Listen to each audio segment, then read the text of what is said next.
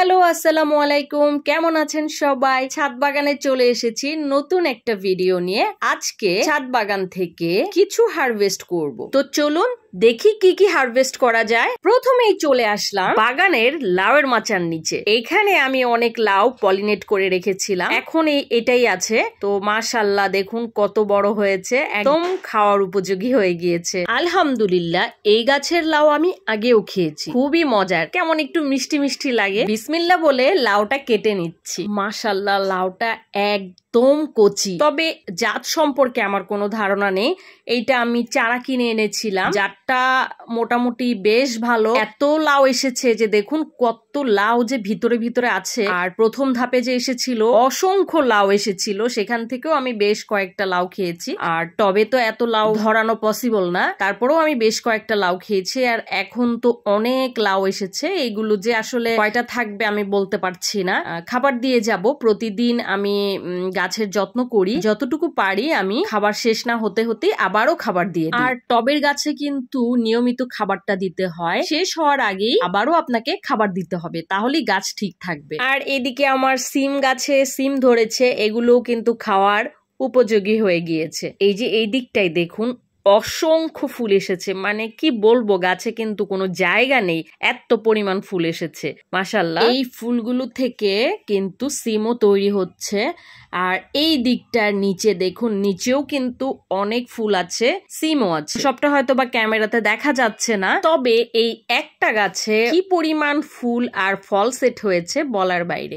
আজকে এই যে এগুলো আমি হারভেস্ট করে নিব। আর এই গাছে কিন্তু এইবারই প্রথম সিম হারভেস্ট করছি। আমি আগের ভিডিওগুলোতেও বলেছি এই গাছে সিম ধরছিল না, আর গাছটাও কিন্তু কেমন মরে যাচ্ছিল। সেখান থেকে এই গাছটার এখন দেখতেই পাচ্ছেন কি পরিমাণ ফুল এসেছে আলহামদুলিল্লাহ। সিমগুলো হারভেস্ট হয়ে গেল, তো এখন চলুন কি হারভেস্ট করা যায় খুঁজে বের করি। এই যে টমেটো গাছের এইবারের প্রথম টমেটো, এই যে এই টমেটো গুলোই কিন্তু আমার প্রথম পেকেছে। কি সুন্দর তাই না, দেখেই মন ভরে গিয়েছে আলহামদুলিল্লাহ। আল্লাহ আমাকে এত সুন্দর টমেটো আমার ছাদ বাগানে দিয়েছেন, আর রিজিক তো দিয়েছেনই। আর এই গাছের যত্ন যদি বলি কি করেছি, খুবই সামান্য যত্ন করেছি, তেমন কোনো যত্নই আমি করিনি। গাছগুলো আমি 5 লিটারের তেলের বোতলে লাগিয়েছি, খুবই ছোট্ট জায়গা। মাটিও আমি তেমন ভাবে তৈরি করিনি, মাটির মধ্যে আপনার কিচেন ওয়েস্ট আছে, চা পাতা আর মাটি। তবে হ্যাঁ, কিছু কিছু টবে কিন্তু মাটিও নেই, আমি কাঠের গুঁড়ার মধ্যে করেছি আলহামদুলিল্লাহ, বেশ ভালো হয়েছে। কিছুদিন পর পর আমি খৈল পচা পানি দিয়েছি সারের মধ্যে, মুরগির বিষ্ঠা, তারপর পেঁয়াজ আর কলার খোসা ভেজানো পানি দিয়েছি, আর মাঝে মাঝে আমি স্প্রে করে দিয়েছি।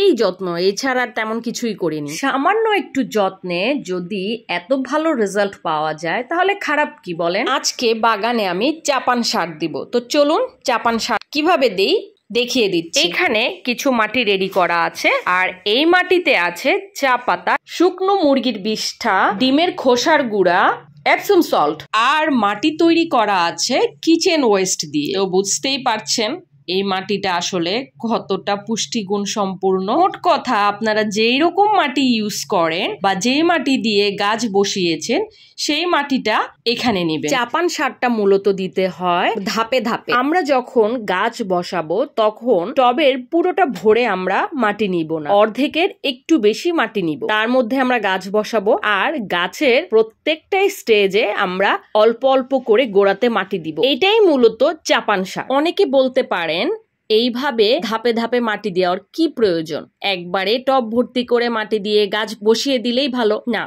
গাছের বিভিন্ন ধাপে ধাপে শেকড় বের হয়ে যায়, এই যে এই গাছটায় শেকড় বের হয়ে আছে, তো তখন মাটি দিয়ে আমরা ওই শেকড়টা ঢেকে দিই। টব ভর্তি মাটি থাকলেও গাছের কিন্তু এইভাবে শেকড় বের হয়ে আসে, তাই আমাদেরকে সব সময় অর্ধেকের একটু বেশি টব ভরে গাছ লাগাতে হবে, আর প্রয়োজন মতো চাপান সার দিয়ে গোড়া ঢেকে দিতে হবে। এতে গাছের গোড়া সুস্থ থাকবে, কোনোভাবে ক্ষতিগ্রস্ত হবে না, গাছের প্রয়োজনীয় খাদ্য শেকড়ের মাধ্যমে গ্রহণ করতে পারবে। আশা করছি আজকের ভিডিওটি আপনাদের ভালো লাগবে, আর ভালো লাগলে অবশ্যই আমার চ্যানেলের সাথেই থাকবেন। আল্লাহ হাফেজ।